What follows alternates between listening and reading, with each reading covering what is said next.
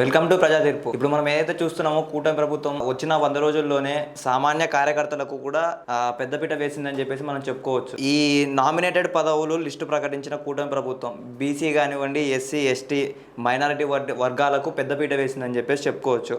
అసలు ఎవరెవరికి ఎక్కడెక్కడ ఎలా ఇచ్చారు ఏంటి అనేది వాటి గురించి ఒకసారి డీటెయిల్స్ మనం తెలుసుకుందాం.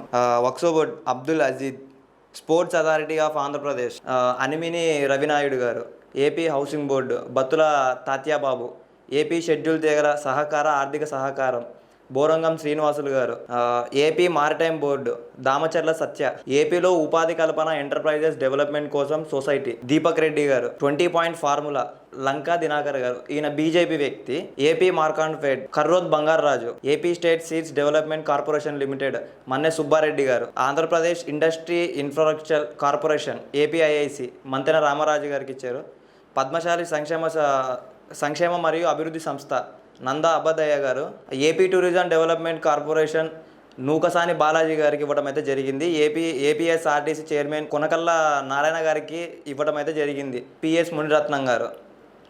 అలాగే AP urban finance infrastructure development corporation కింద ఫిలా గోవింద సత్యనారాయణ గారికి అయితే ఇవ్వడం జరిగింది. అలాగే లెదర్ ఇండస్ట్రీ డెవలప్మెంట్ కార్పొరేషన్లో మణిక్యాల రావు గారికి ఇవ్వడం అయితే జరిగింది. ఏపీ రాష్ట్ర వినియోగదారుల రక్షణ మండలి పీతల సుజాత గారికి ఇవ్వడం అయితే జరిగింది. AP micro small and medium enterprises development corporation కింద తమ్మినేని శివశంకర్ గారికి, ఈయన జనసేన పార్టీ వ్యక్తి అండి. ఆంధ్రప్రదేశ్లో రాష్ట్ర పౌర సరఫరాల కార్పొరేటెడ్గా తోటా మెహర్ సుధీర్ గారికి ఇవ్వడం అయితే జరిగింది, ఈయన కూడా జనసేన పార్టీకి సంబంధించిన వ్యక్తి.